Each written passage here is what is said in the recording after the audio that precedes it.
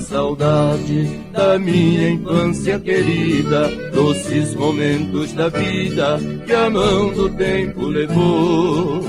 Quando papai trabalhava de carreiro, eu era seu candeeiro na fazenda do vovô.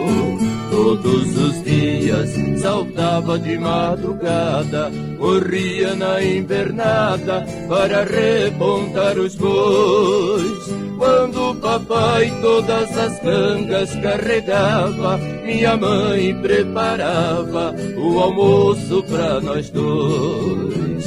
E quando o sol despontava lá na serra, espalhando sobre a terra os seus raios de calor, nossa boiada lentamente caminhando, remoendo e entrando no grande carreador.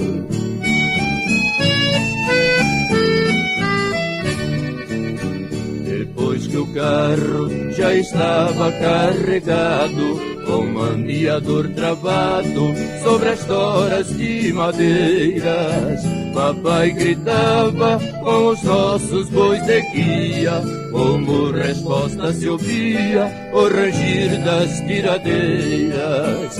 Ele dizia ao chegar no estradão: pegue a vara de ferrão, toque a boiada, meu filho. Depois, sentado no cabeçalho do carro, acendia um cigarro feito de palha de milho. E quando o carro cantava lá na baixada, anunciando a chegada lá na casa da fazenda, lá da varanda, quando minha mãe ouvia, bem contente ela ia fazer a nossa merenda.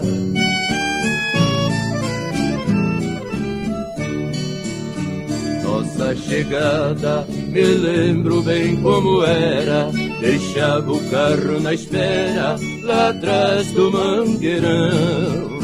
Depois levava novamente a fieira para descangar na beira da parede do galpão.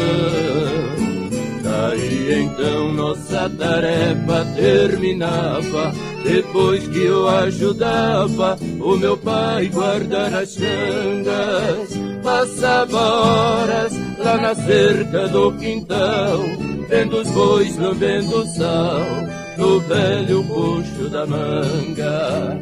Essas lembranças do passado que eu digo viverá sempre comigo, retratada em minha mente, dos lindos tempos que o mundo me sorria.